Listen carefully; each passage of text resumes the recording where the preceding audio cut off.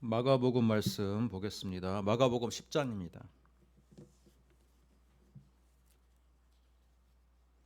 10장 13절에서 16절.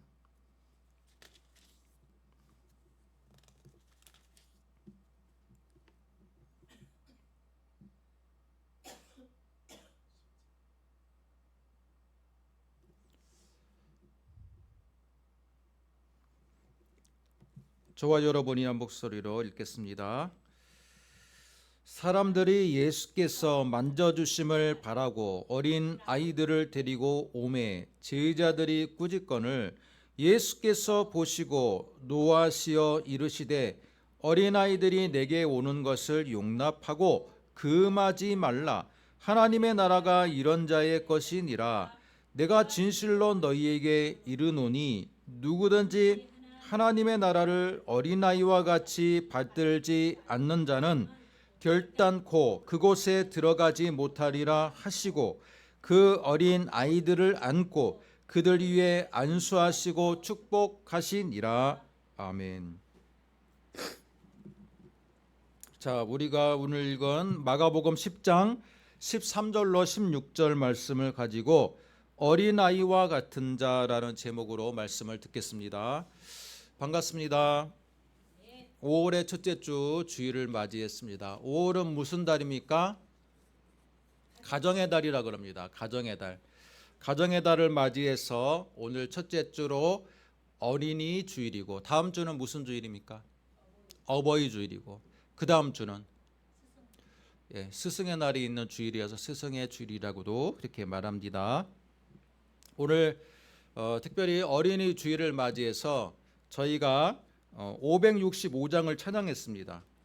예수께로 가면이라는 찬양을 했는데 이 찬양하면서 저는 어렸을 때 교회 학교에서 많이 불렀던 찬양, 제가 또 유년부 전도사를 오랫동안 했는데 유년부를 맡으면서도 많이 불렀던 찬양 중에 하나가 예수께로 가면입니다. 오늘 말씀의 제목이 어린아이와 같은 자인데 565장 찬양과 굉장히 매칭이 되지 않나 그런 생각을 해보았습니다. 예수께로 가면 나는 기뻐요. 걱정 근심 없고 정말 즐거워. 자, 이런 좀 가사인데 나와 같은 아이 부르셨어요 라고 되어 있습니다. 자, 이 가사처럼 오늘 진정으로 예수께로 온 자, 지금 이 시간 영상이 됐든 현장 예배가 됐든 지금 예수께로 분명히 나와 있는 자리라고 저는 믿습니다. 예수께로 나오면 어떻다고요? 나는 기뻐요. 나와 같은 아이 부르셨어요. 나와 같은 아이, 어린아이와 같은 심령으로 우리는 이 자리 예배에 참여하기를 주님의 이름으로 소망합니다. 오늘 말씀의 제목처럼 어린아이와 같은 자. 자, 어린아이와 같은 자. 죄송합니다. 어린아이와 같은 자. 지금은 인권의 시대이고 뿐만 아니라 어린아이가 갖는 가치가 옛날보다 굉장히 가치 있고 소중하게 지금 생각하는 시대입니다. 우리나라는 더군다나 어떻습니까? 고령화, 저출산의 시대이기 때문에 아이들 한 사람 한 사람이 정말로 소중하게 생각하는 시대예요. 저희 때만 해도 어떤 시대였냐면 베이비붐의 시대다 보니까 한 반에 거의 60명씩 있었습니다. 60명씩이나 한 반에 담임교사 한 사람과 60명을 맡아야 되니 얼마나 북적거리고 생기는 넘쳤지만 아이들 한 사람 한 사람을 담임교사가 케어하기에는 부족한 시대를 살았어요. 그런데 지금은 아이들이 한 20명에서 30명으로 반의 아이들이 숫자가 줄고 아이들의 인권을 존중해 주기 위해서 학교 주변에 있는 모든 교통시설이든 편의시설을 완벽하게 법적으로 규제함으로써 아이들의 인권을 소중하게 생각하는 시대였습니다. 그런데 여러분, 시대를 거슬러 올라가 보면 과연 아이들의 인권은 항상 존중을 받았는가? 저는 여러분에게 이 시간 한번 질문을 해보고 싶습니다. 아이들의 인권이 항상 존중받는 시대였습니까? 시대에 따라서 아이들이 갖고 있는 그 사회적인 지위나 위치는요, 시대마다 달랐습니다. 조선시대 같은 경우는 농경 문화이기 때문에 아이들이 갖는 위치는요, 그다지 높지 않았어요. 농경 문화에서는 아이들이 진정으로 가치를 가지려면 어떻게 해야 됐냐면 어렸을 때부터 힘이 세야 됐어요. 강호동처럼 힘이 세가지고 어릴 때부터 부모님의 농사일을 열심히 도와요. 그러면 그 아이는 그 사회에서 인정을 받을 수 있어요.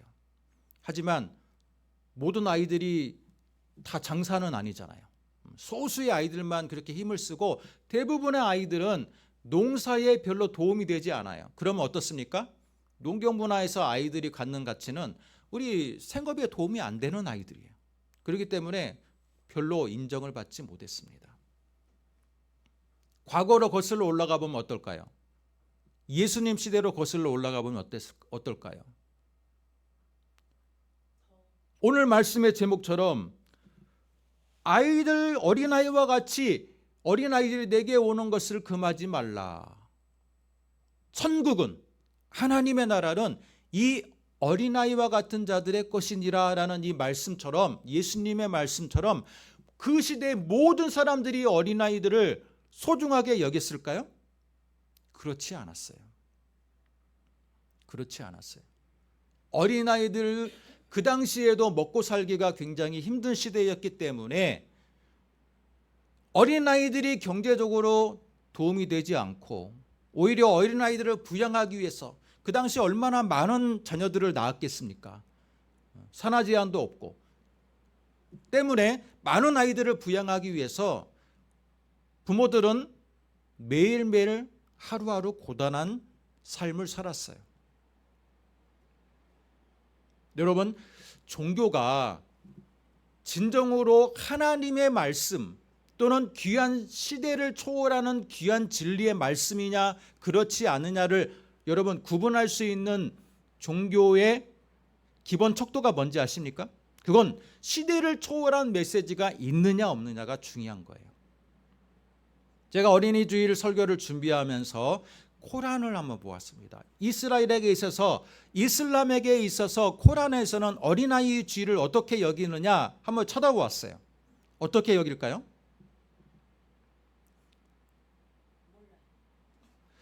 AD 한 7세기 정도의 코란 마호멧에 의해서 이제 코란이 쓰여졌는데 그러니까 신약 성경보다 약 600년 이상이 지난 시점에 코란이 쓰여졌습니다. 자, 그런데 그 코란은요, 그 당시의 시대상을 그대로 반영하고 있습니다. 그 당시 시대상이 어때요? 아이들의 인격은 고대로 갈수록 아이들의 인격은 존중받지 못했어요. 그래서 코란에서는요, 아이들을요, 그다지 인격을 존중하지 못해요. 특별히 여인들도 아이들과 똑같은 취급을 받습니다. 때문에 어떻습니까? 이슬람의 원리주의자가 잡고 있는 지금도 이슬람 원리주의가 정권을 잡고 있는 이 탈레반이나 뭐 IS 같은 그런 사람들이 나라를 다스리는 특징은 뭐냐면 코란대로예요. 율법대로, 코란의 율법대로. 그런데 그 율법대로 그 나라가 운영되고 있는 그 모습, 매스컴에서 알려지고 있는 모습은 어때요? 여성의 인권이 존중받지 못해요. 여성을 마치 소유물처럼 취급하고 아이들 역시 소유물처럼 취급합니다. 그런데 알고 보면요, 그 이유를 근본적으로 따져보면 AD 7세기에 쓰여져 있는 이 코란이 그 당시의 시대적인 문화와 관습을 그대로 코란에 녹여내고 있기 때문에 그래요. 그 당시 아이들, 여인들 인격은 마치 사고 팔 수 있는 것처럼 얼마든지 부인도 여러 명 두고 얼마든지 마음에 안 맡으면 이혼장을 그냥 주고 끝내버리고 또 부인들 쉽게 처벌할 수 있고 아이들도 쉽게 처벌할 수 있는 그 시대적인 상황들을 코란에 있거든요. 그러니 21세기에 어떤 일이 자행되고 있습니까? 돌로 쳐 죽이고 아이들 쉽게 처벌하고 여인들 쉽게 처벌하는 일이 자행되고 있어요. 사랑하는 성도 여러분, 구약 성경으로 돌아가 보면, 하지만 구약 성경으로 돌아가 보면 성경에서는 뭐라고 말하고 있습니까? 성경에서는 뭐라고 말하고 있어요? 아이들을 노엽게 하지 말라라는 말씀을 사도 바울이 말하고 있고, 구약 성경에서 아이들에 대해서 무시하거나 또는 아이들의 인격을 존중하지 말라라는 말은 하지는 않아요. 이것만 해도 그 당시의 문화를 뛰어넘는 보편적인 진리를 이미 하나님은 모세를 통해서, 구약 시대를 통해서 이미 알려주고 계시다라는 것을 알 수 있습니다. 하지만 가나안 땅에 들어온 이스라엘 백성들은요, 구약의 이 귀한 말씀, 아이들을 율법의 말씀으로 계속 양육하라라는 이 말씀, 그죠? 레위기와 신명기 말씀을 보면 어떻습니까? 아이들을 계속해서 율법의 말씀으로 교육하라. 아이들을 통해서 하나님의 나라가 더 확장될 수 있다라고 말을 하고 있어요. 그런데 그 당시의 문화를 점점 북이스라엘과 남유다의 왕들이, 또 그 백성들이 답습하기 시작해요. 가나안 문화의 특징이 무엇입니까? 가나안 문화의 특징은 풍요를 비는 문화예요.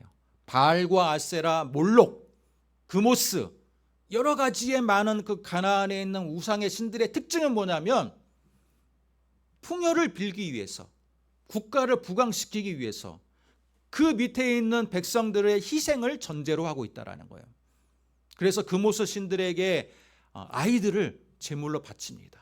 인신제사를 바쳤어요. 그런데 놀라운 것은요, 남유다의 므낫세 왕, 북이스라엘의 호세아 왕은 자기 자녀를, 흉년이 드니까 자기 자녀를 가나안 문화를 그대로 답습해서 자기 자녀를 희생제사로 드렸어요.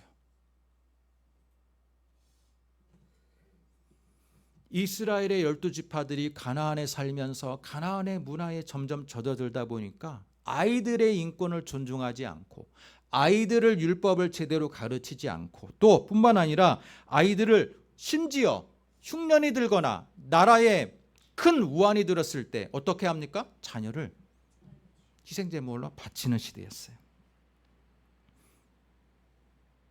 예수님 당시로 넘어오면 로마가 지배하는 시대였기 때문에 그때보다는, 과거보다는 나아졌지만, 그렇지만 아이들의 인권이 결코 존중된다라고 볼 수가 없는 시대입니다. 예수님도 마찬가지. 예수님 시대에도 아이들의 인권은 존중되지 않았어요.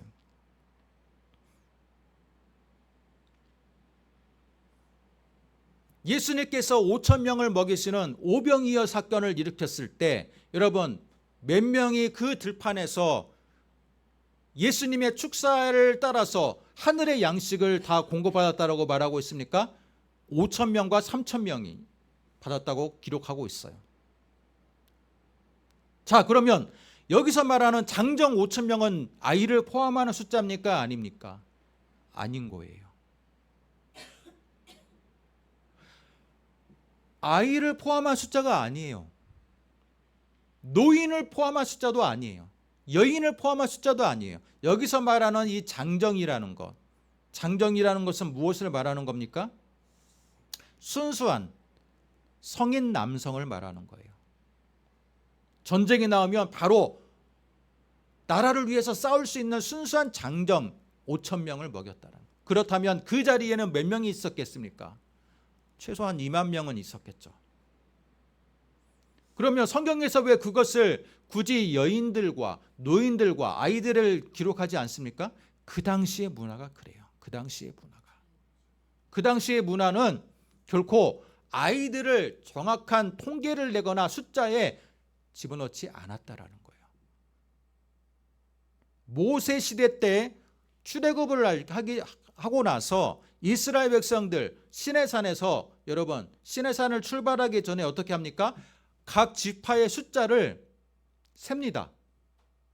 그런데 그 지파의 숫자를 세봤을 땐 대략 60만 명입니다. 여기서 말하는 60만 명은 뭡니까? 아이를 포함하는 숫자입니까? 그렇지 않아요. 아이를 포함하지 않고 오직 장정들만 60만 명을 말하고 있습니다.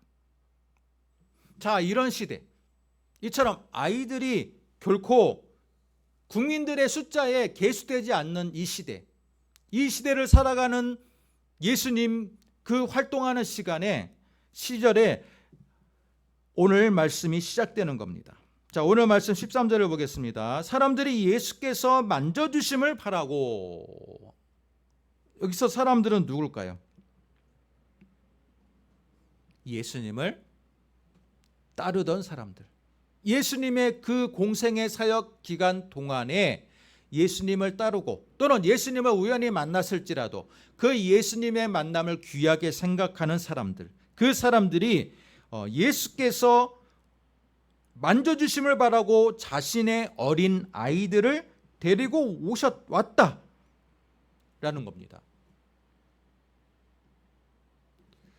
저는 이 말씀을 보고요, 이 당시의 사람들이 대략 아이들에 대해서는 그다지 인권을 존중하지 않는 시대였을지라도 오늘 말씀에 나오는 사람들은 그래도 아이들에 대한 관심이 있는 사람들이, 예수님을 추종하거나 또 예수님을 만나기 위해서 공생의 사역 기간에 만났던 사람들이기 때문에 이 사람들은 하나님의 말씀에 갈급했던 사람들이고 또 하나님의 말씀뿐만 아니라 자신들의 아이들이 하나님의 말씀을 잘 알기를 소원했던 사람들이라고 저는 생각합니다. 자, 그런 사람들이 예수께서 만져주심을 바라고 어린아이를 데려왔다라는 거예요. 그런데 여러분, 다른 성경 누가복음 18장에 말하면 여기서 만져주심이라고 표현하고 있지만 누가복음 18장에서는 뭐라고 이야기하냐면 안수하고 기도해 주심을 바라고 라고 표현하고 있어요. 마태복음 19장에서도 그렇게 표현하고 있습니다. 안수해 주고 기도해 주심을 바라고 자신의 아이들을 데리고 왔다라는 것. 이건요, 그 당시에 랍비들을 대하는 문화가 그랬어요. 유명한 랍비가 있고 존경할 만한 랍비가 있다면 보통 부모님들이 자녀들을 데려와서 한번 어루만져주고 안수해서 기도하는 문화가 있었다라는 거예요. 그렇다면 사람들이 자신의 아이들을 데리고 오는 것은 그 당시의 문화에 맞는 맥락인 겁니다. 그런데 13절의 하반부를 보시면 제자들의 반응이 재밌습니다. 제자들이 꾸짖거늘. 여러분, 제자들이 꾸짖었어요. 또 그것을 보시는 예수님의 반응은 예수님이 보시고 노하시어 이르시되. 성경을 원어로 보면요, 13절과 14절은 더 굉장히 생생하게 기록이 되어 있습니다. 어떻게 표현이 됐냐면 사람들이 예수께서 만져주심을 바라고 어린아이를 데리고 오매가 여러분 미완료형으로 되어 있습니다. 동사가 미완료. 데리고 온다는 것이 한 번 데려온 게 아니에요. 한 몇 사람만 한 번 데리고 끝난 게 아니라 계속해서 데리고 왔다라는 거예요. 계속해서 데리고 왔다라는 거예요. 사람들이. 또 예수님의 제자들이 꾸짖거늘이라는 단어도요, 여러분 한 번 꾸짖는 이 완료형의 단어가 아니라 미완료의 단어입니다. 이건 뭡니까? 사람들이 계속 아이들을 데리고 몰려오니까 제자들 역시 계속해서 그러지 마시오, 데려오지 마시오. 우리 예수님 바쁘십니다. 예수님 하나님의 나라 말씀 전하기 위해 또 어디로 가셔야 됩니다 하면서 계속해서 만류하고 계속해서 꾸짖었다는 겁니다. 그 모습을 보시던 예수님이 보시고 노하셨다라는 말씀이 있는데 성경을 보면요, 이 노하셨다는 단어가 굉장히 예수님께서 불쾌하셨다, 분개하셨다, 그런 표현입니다. 예수님이 굉장히 분개하셨다. 또 다른 뜻도 있어요. 탄식하셨다, 슬퍼하셨다. 두 가지의 의미가 있어요. 탄식하시고 분개하셨어요. 왜 탄식하셨을까요? 예수님께서 왜 탄식하셨을까? 제자들을 바라보면서 첫 번째로는 탄식하셨어요.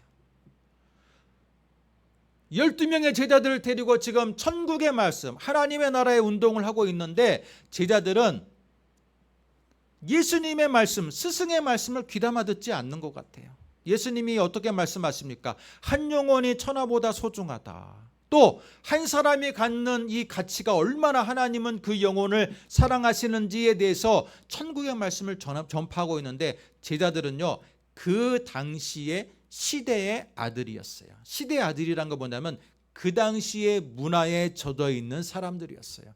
그 당시 문화가 어떻습니까? 아이들을 하찮게 여기는 문화예요. 아이들을 하찮게 여겨요. 군인으로도 동원할 수도 없고 농사일로도 동원할 수 없기 때문에 아이들은 제대로 노동력을 행사할 수 없어요. 그렇기 때문에 아이들의 인권을 존중하지 않는 그 문화를 제자들도 그대로 답습하고 있다라는 거예요. 그 제자들의 모습을 보며 예수님은 한탄하셨습니다. 또 한편으로 예수님은 분개하셨어요. 어떻게 분개했습니까? 제자들이 아이들을 데리고 오는 그 부모들을 계속해서 보내고 쫓아내는 모습을 보면서 그건 하나님이 기뻐하지 않는 일이었기 때문에 분개하셨던 거예요. 그러면서 예수님이 뭐라고 말씀하십니까? 여러분 14절을 같이 한번 읽어보겠습니다. 빨간 글씨로 되어 있는 것만 읽겠습니다. 같이 읽습니다. 어린 아이들이 내게 오는 것을 용납하고 금하지 말라. 하나님의 나라가 이런 자의 것이니라. 이어서 15절. 내가 진실로 너희에게 이르노니 누구든지 하나님의 나라를 어린아이와 같이 받들지 않는 자는 결단코 그곳에 들어가지 못하지라. 여러분, 그곳은 무엇을 말할까요? 그곳은 천국 또는 하나님의 나라. 천국에 들어가기 위해서는 어린아이와 같이 하나님의 나라를 받드는 자가 돼야 된다라는 말입니다. 여러분, 이 말씀을 어떻게 우리는 해석할 수 있을까요? 이 말씀에 대한 주석은요, 굉장히 많습니다. 예수님께서 어린아이와 같다. 어린아이들이 어떻게 하나님의 나라를 받들 수 있을까? 어린아이와 같이 되어지려면 어떻게 해야 되냐? 이것에 대한 해석은 여러 가지가 분분할 수 있어요. 대부분의 해석 중에 많은 해석이 뭐라고 이야기합니까? 어린아이처럼 우리는 연약한 품성, 의존적인 품성을 가져야 된다. 여러분, 어린아이들은 미성년자잖아요. 그렇지 않습니까? 그러면 그 어린아이의 특징이 뭡니까? 부모에게 칭얼댑니다. 부모에게 의존합니다. 그렇죠? 마찬가지로 예수님께서 어린아이와 같이 되어야 천국에 들어갈 수 있다라는 이 말씀을 어떻게 해석해야 되냐면 어린아이처럼 하나님께 의존해야 된다. 어린아이처럼 순진해야 된다. 우리는 그렇게 많이 해석을 해요. 어린아이들 순진하잖아요. 아직 세상의 때가 묻지 않았잖아요. 그래서 세상의 때가 묻지 않은 어린아이처럼 우리는 순진하게 신앙생활해야 돼. 또는 예수님을 우리 부모님이라고 생각하고 보호자라고 생각하고 의지하면서 신앙생활해야 돼. 그게 바로 오늘 예수님께서 우리에게 주시는 말씀이야. 우리는 그렇게 해석할 때가 많이 있어요. 과연 예수님께서 순진하게 예수님을 믿으라고 말씀하실까요? 이미 우리는 때가 묻은 어른인데 여기 지금 앉아있는 지금 여기 초등학교 6학년도 있고 고등학생도 있고 어른도 있지만 여러분 이미 어른이 되고 나서 신앙생활은요 정말 순진하게 예수 믿기 힘들어요. 그렇습니까? 안 그렇습니까? 어른이 되면 아마 여러분도 나중에 지금 청소년분들도 어른이 되면 알겠지만 정말 세상에 때가 묻으면요 정말 어린아이처럼 순진하게 예수 믿기 힘들어요. 또 어린아이처럼 순수하게 부모를 의존하는 것처럼 순수하게 예수님만을 또는 하나님만을 의지하며 신앙생활하는 거 정말 힘듭니다. 오늘 예수님께서 순진하게 순수하게 예수님을 믿어라, 하나님을 온전하게 의지하라 라는 말씀으로 어린아이들이 내게 오는 것을 용납하고 금하지 말라. 얘네들과 같은 이런 자들이 하나님의 나라에 들어가기에 합당하니라 라는 것은 과연 무슨 의미일까요? 저는 어린아이와 같은 순진함, 의존적인 이 특성을 예수님이 말했다라고 보지 않아요. 대신에 예수님이 말하는 이 본문의 1차적인 의미는 뭐냐면 어린아이와 같이 부모님께 붙들려서 예수님께 나아오면 된다는 거예요. 여러분, 예수님께 나아오기가 그 당시에도 쉽지 않았어요. 쉽지 않았어요. 예수님을 따르는 군중들은 많았지만 진정으로 예수님을 구세주로 믿고 예수님을 따라다니며 온전하게 자신의 예수님을 하나님의 아들로서 믿고 따르는 자들은 많지 않았어요. 그러면 예수님께 어떻게 나와야 됩니까? 예수님에 대한 여러 가지 잘못된 소문들, 흉흉했던 소문들, 당의 사회적인 위치들, 예수님이 갈릴리 나사렛에만 태어나지 않았어도 예수님이 대제사장 가문에서 태어났다면 얼마나 많은 사람들이 환영했을까요? 그렇지 않습니까? 예수님이 정말 훌륭한 가문, 훌륭한 신분, 그 안에서 태어났다면 많은 사람이 추종했을 겁니다. 하지만 나다네엘이 뭐라고 말합니까? 나사렛에서 무슨 선한 것이 날 수 있느냐. 그 당시의 사회적인 인식은요, 갈릴리 땅, 유대 예루살렘에서 멀어질수록 그 땅은 하나님으로부터 멀어진다라는 인식이 있었어요. 장소로부터의 거룩함의 구별이 있어요. 근데 나사렛은 어디 쪽에 있습니까? 예루살렘에 가까이 있는 땅이 아니에요. 오히려 갈릴리 쪽에 가까이 있는 땅. 많은 사람들이 하나님의 성전으로부터 멀어져 있는 그 나사렛은 메시아가 나올 수 없는 땅이라는 인식이 있었어요. 그런 편견을 딛고 예수께 나온다는 것은 뭡니까? 진정으로 믿음이 있어야 돼요. 그런데 오늘 말씀처럼 이 아이들은 어떤 믿음을 가지고 나온 거예요? 여러분, 솔직히 말하면 아이들이 믿음을 갖고 예수님께 나온 거 아니에요. 부모님에 의해서 아이들이 예수님께 나온 겁니다. 예수님은 그걸 본 거예요. 아이들과 같이 이런 자들이 천국에 들어가기 합당한 자라는 건 뭡니까? 내가 자발적으로 예수님께 나오는 것도 있지만 부모를 따라서 부모님께 붙들려서 예수님께 나오는 자, 자신의 이성적인 판단에 의해서 예수님께 나온 게 아니라 어떤 사람의 전도를 받고 예수님께 나왔어요. 그 사람의 발길이 복되다는 거예요. 처음에는 교회 한 번만 나와 볼게. 그런데 한 번 와보니까 어때요? 처음에는 강권적으로 마지못해 나왔지만 나와보니까 너무 좋은 거예요. 말씀도 너무 좋고 교회 사람들도 너무 좋고 분위기도 너무 좋아요. 그래서 예배에 등록해요. 그러면 그 발걸음, 처음에 강권적으로 데려왔던 그 발걸음이 얼마나 축복된 길이냐 이거예요. 예수님이 말씀하시는 어린아이와 같이 바로 그런 자가 천국의 하나님의 나라에 합당한 자라는 건 뭐냐면 어린아이와 같이 부모님께 붙들려 예수님께 나와오는 것. 또 어린아이와 같이 그냥 사람들의 강권의 권위에 나오는 그 발걸음이 하나님이 기뻐하신다라는 겁니다. 두 번째로 어린아이와 같이 한 가지만 바라면서 예수님께 나와오는 자, 그게 하나님이 기뻐하는 자라는 겁니다. 여러분, 아이들은요 굉장히 단순합니다. 배고프면 어때요? 어린아이일수록 먹을 걸 주면 좋아해요. 특히 더 아기일수록 더 좋아해요. 아기가 우는 거, 배고파서 우는 소리와 그죠? 또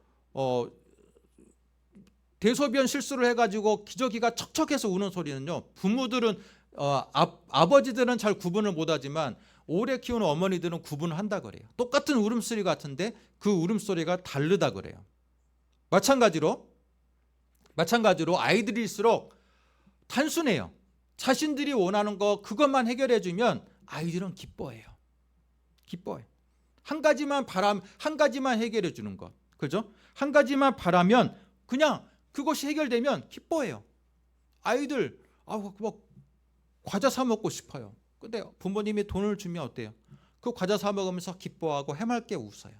그런 것처럼 예수님께 나와오는 자들, 특별히 아이와 같이 오늘 말씀의 제목처럼 어린아이와 같은 자는 누구냐면 교회 왔을 때 정말 단순하게 한 가지만 바라면서 예수님을 믿을 수 있는 자. 그런데 복잡한 사람들은 어떻습니까? 교회 나와서 말씀의 은혜도 받고 너무 좋아. 또 천국의 그 구원의 확신도 들었어. 그런데 성인이 될수록 더 많은 것을 요구하게 돼 있어요. 이왕이면 직장에서도 내가 승진했으면 좋겠고, 이왕이면 사업도 잘 됐으면 좋겠고, 이왕이면 부모님이 더 병이 나았으면 좋겠고, 이왕이면 내 몸이 건강했으면 좋겠고, 여러 가지 하나님의 전에 나올 때, 예수님께 나올 때 어른이 될수록 생각이 많아지고 요구하는 게 많아져요. 요구 조건으로 내놓는 게 많아져요. 그러나 예수님은 어린아이와 같은 자가 진정으로 하나님의 나라에 들어가기에 합당한 자니라. 나를 구원했다는 그 사실만으로도 너무 감사할 수 있어야 돼요. 그게 어린아이와 같은 거예요. 한 가지만 충족이 돼도 만족해요. 어린아이들은.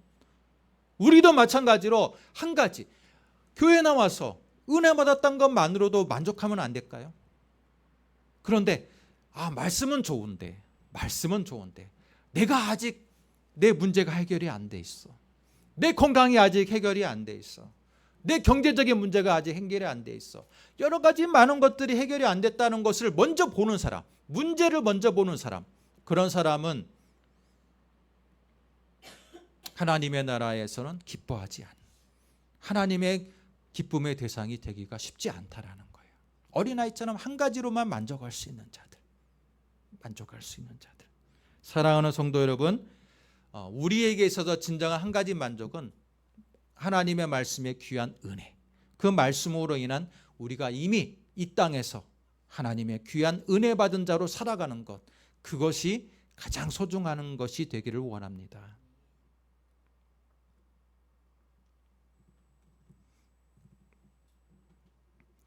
(16절의) 말씀을 같이 읽습니다. 그 어린 아이들을 안고 그들 위에 안수하시고 축복하시니라. 예수님은요, 그 당시의 랍비들보다 더 한 단계 나아가셨어요. 어떻게 하셨다고요? 아이들을 안고 그들 위에 안았다라는 거예요. 그 당시 랍비는 그냥 기도하러 나오면 머리에만 손만 얹어주고 가고, 그런데 예수님은 안았어요. 그들을 품어 안았어요. 저는 이 성경의 메시지를 그래서 사랑하는 게 뭐냐면, 시대를 초월한 예수님의 그 인격. 그 당시에는 아이들은 존중의 대상이 아니었다라는 거예요. 아이들을 안을 정도로, 랍비가 안을 정도로, 그 정도로 사랑스러운 대상이 아니었어요. 그런데 예수님은 21세기의 성경을 읽는 자에게도 이 말씀이 어떻게 느껴집니까? 와, 하나님의 아들로서 오신 예수님이 아이들을 안았는데 한 아이만 안은 게 아니라 어때요? 어린 아이들이에요.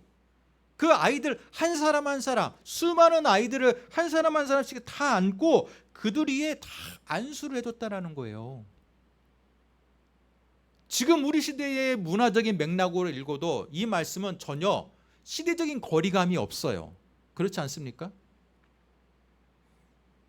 다른 종교들의 경전들을 보면요, 시대적인 그 문화적인 배경 속에서 아이들은 천대의 대상으로 나와요. 안 돼. 제가 처음에 코란의 일을 들었지만 다른 경전들이나 다른 종교들도 보면요, 그 시대의 관습과 문화가 그대로 녹아져 있어요. 그런데 저는 성경은요 그렇지 않아요. 특별히 예수님은 그렇지 않아요. 그 당시 아이들이 존중받지 못하는 시대에 예수님은 한 사람 한 사람 아이들을 다 눈 맞추고 안아주고 기도해주고 축복해 주셨어요. 얼마나 대단하십니까? 예수님은 아이들에 있는 그 한 영혼 한 영혼의 가치가 얼마나 소중하고 하나님이 얼마나 귀하게 보는지를 아시는 거예요. 저는 이 시간 여러분, 이 자리에 앉아있는 여러분, 그 여러분의 한 영혼 한 영혼의 가치를 하나님이 귀하게 보실 줄로 믿습니다. 지금도 하나님께서 여러분에게 여러분의 중심을 보시고 눈을 맞추고 계시고 여러분 한 사람 한 사람 축복하시고 안수하고 계실 줄 믿어요. 예수님이 말씀하시는 어린아이들이 내게 오는 것을 금하지 말라. 이런 어린아이들이 이런 자들이 하나님의 나라에 들어가기에 결단코 합당한 자니라. 어린아이처럼 그 안에서 눌러앉고 뛰어놀 수 있으면 좋아요. 어린아이들에게 여러분 공깃돌 하나를 제공하면 어때요? 공깃돌 하나 제공하면 그걸로 인해서 재밌게 놉니다. 어렸을 때 우리 보면 고무줄 놀이 하면 또 시간 가는지 몰라요. 어린아이들에게 있어서 정말 어른들이 볼 때는 정말 단순하지만 아이들이 볼 때는 정말 뭐 하나 별거 아닌 것 같고도 너무 재밌게 놀고 깔깔깔거리고 웃어요. 그게 바로 예수님이 보실 때는 이게 바로 어린아이들이 노는 이 모습이 하나님이 기뻐하는 모습이다. 우리 예배당에 나오는 거 세상 사람들이 보면 뭐가 재밌을까? 그래요, 안 그래요? 어떤 사람은 끄떡끄떡한데 어떤 사람은 안 그렇다는데 예배당에 나오는 거 세상 사람이 보면요 이것처럼 지루한 게 없어요. 왜요? 앉았다 일어섰다 앉았다 일어섰다 뭐 찬양 한번 하고 말씀 막 30분 이상 듣는데 뭐가 재밌겠어요? 그런데 우리들은 어린아이처럼 이게 너무 좋은 거예요. 이게 너무 좋아요. 예수님은 어린아이처럼 별거 아닌 것 같고도 너무 즐거워하고 너무 기뻐하고 주님 안에서 너무 즐거워하는 그 모습이 어린아이와 같은 자고 그것이 하나님의 나라에 합당한 자라는 거예요. 여러분 이 시간 여러분 앉아있는 이 시간 또한 방송으로 접속하는 이 시간이 여러분에게 정말 소중한 시간이 되기를 원합니다. 정말 기쁨의 시간이 되기를 원해요. 그러면 여러분은 어린아이와 같은 자인 거예요. 여러분 어린아이와 같은 자로서 하나님이 기뻐하실 만한 예배를 드리고 있는 거예요. 그런데 이 자리에 앉아있음에도 불구하고 이거 끝나고 빨리 게임을 해야 되는데 영상을 봐야 되는데 지금 드라마를 봐야 되는데 드라마 지금 잠깐 끊고 잠깐 예배 접속했는데 아직 계속 예배 접속하는 순간에도 드라마가 어떻게 끝날지가 궁금해. 그러면 여러분 어떤 한 가지로 즐겁게 여러분 예배 드린 것만으로도 나를 즐겁게 못한다는 거예요. 세상의 즐거움이 예배 드리는 즐거움보다 더 나에게는 기쁨이 되는 거예요. 그런 분들은 예수님이 원하시는 어린아이와 같은 자가 되기는 좀 거리가 있다라는 거예요. 여러분 사랑하는 성도 여러분, 우리는 어린아이와 같이 진정으로 이 예배 드리는 기쁨, 말씀을 만났을 때 그 말씀으로 깨달아졌을 때 느껴지는 그 기쁨이 그 세상의 어떤 기쁨보다 더 기쁜 자가 되기를 원합니다. 그게 바로 하나님이 원하시는 자이고 예수님이 어린아이와 같은 자이다라는 거예요. 저는 저희 아버지 지금은 소천하셨지만 저희 아버지가 그런 분이었다고 생각해요. 뭐냐면 굉장히 단순해요, 성격이. 그래서 말씀을 들고 말씀을 계속 적어요. 몇 년 동안 저희 어머니 말씀 들으면 몇 권을 적었는지 모르겠다는 거예요. 계속 적어요. 150독을 하셨다고요? 저희 어머니 말씀으로는 성경을 150독을 하셨다는데 하여튼 무엇이 그렇게 기뻤는지, 무엇이 그렇게 말씀을 적으면서 무엇이 그분을 기쁘게 했는지는 모르겠지만 그 말씀을 적으면서 얻는 그 기쁨, 세상에서는 얻지 못하는 그 기쁨이 있었던 것 같아요. 저는 그게 주님이 주신 마음이지 않았을까 그런 생각을 합니다. 사랑하는 성도 여러분, 말씀을 정리하겠습니다. 오늘 어린이 주일을 맞이해서 모두 우리는 어린아이처럼 연약한 자가 되어라, 순진한 자가 되어라. 오늘 말씀을 그렇게 저는 해석하지 않았습니다. 어린아이 같이 되기 때문에 우리는 다시 순진해진다. 그러나 어른이 된 이상 우리는 다시 순진해질 수가 없어요. 그렇습니까? 안 그렇습니까? 연약해질 수가 없어요. 세상을 살아갈 때 대한민국이라는 사회에서는요, 연약해갖고는 살 수가 없어요. 그죠? 그래서 오늘 본문을 어린아이와 같은 신앙이 되라는 것을 연약해져라, 의존적이 되라, 순진해져라, 그런 의미로 말씀을 해석하면 안 돼요. 대신에 어떻게 해석해야 됩니까? 어떻게 해서라도 교회를, 그죠? 강권적으로 교회에 나와오는 자. 어린아이들이 지금 붙들려 왔잖아요, 부모한테. 그게 세상적으로 보면 붙들려 왔지만 하나님의 눈으로 볼 때는 그게 축복의 길이라는 거예요. 여러분, 어린아이처럼 어떤 분을 붙들어서 오세요. 그게 어린아이처럼 그분을 끌고 와요. 그게 하나님 보실 때 더 기뻐하는 일이에요. 또 어린아이와 같이 한 가지만 바라면서 그 안에서 만족할 수 있어야 돼요. 아우, 구원의 기쁨도 좋은데, 예배의 기쁨도 좋은데, 이왕이면 내 사업이 축복해줬으면 좋겠고, 이왕이면 내가 승진했으면 좋겠고, 병이 나았으면 좋겠고, 또 건강했으면 좋겠고, 여러 가지 어른이 될수록 요구하는 게 많아요. 그 요구가 과연 하나님한테도 요구하는 게 단순할까요? 그렇지 않아요. 어른이 될수록 원하는 게 많아. 그러나 어린아이들은 어때요? 사탕 하나만 줘도 기뻐하는 게 아이들이에요. 그죠? 1,000원짜리 한 장만 줘도 그걸로 인해서 기뻐하고, 그죠? 뛰어다가면서 동네 마트 가가지고 맛있는 거 사 먹으면서 기뻐하는 게 아이들이에요. 한 가지만 만족돼도 기뻐하는 게 아이들이에요. 마찬가지로 어린아이와 같은 신앙이 되는 자는 한 가지의 기쁨, 한 가지의 만족만으로도 기뻐할 수 있어야 돼. 저는 특별히 오늘 예배 참여하는 것으로만으로도 기뻐하는 여러분이 되었으면 좋겠습니다. 예배 중에 말씀에 은혜를 받은 것만으로도 내 문제가 아직 해결되지 않았을지라도 그래도 기뻐하는 자, 그게 바로 어린아이와 같은 신앙인인 줄 믿습니다. 또 어린아이와 같이 그 앉아서 계속 주님 안에서 머물러 있는 거, 기뻐하고 계속 머물러 있는 거, 그런 여러분이 되시기를 주님의 이름으로 축복합니다. 기도하겠습니다. 하나님 아버지, 은혜와 사랑을 감사합니다. 어린이 주일을 맞이해서 어린아이와 같은 자라는 제목으로 말씀을 들었습니다.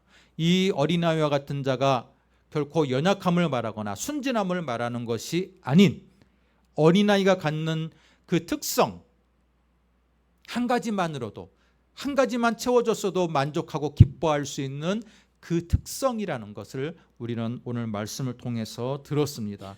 또 우리가 어떻게 해서라도 어린아이처럼 하나님의 전으로 데려와서 또 그들을 하나님의 말씀으로 양육해야 된다는 것을 말씀을 통해 배웠습니다. 이 말씀이 우리에게 힘이 되어서 언제나 어린아이처럼 신앙하며 하나님께 칭찬받을 수 있는 하나님의 귀한 백성들 되게 하여 주시옵소서. 예수님의 이름으로 기도드립니다. 아멘.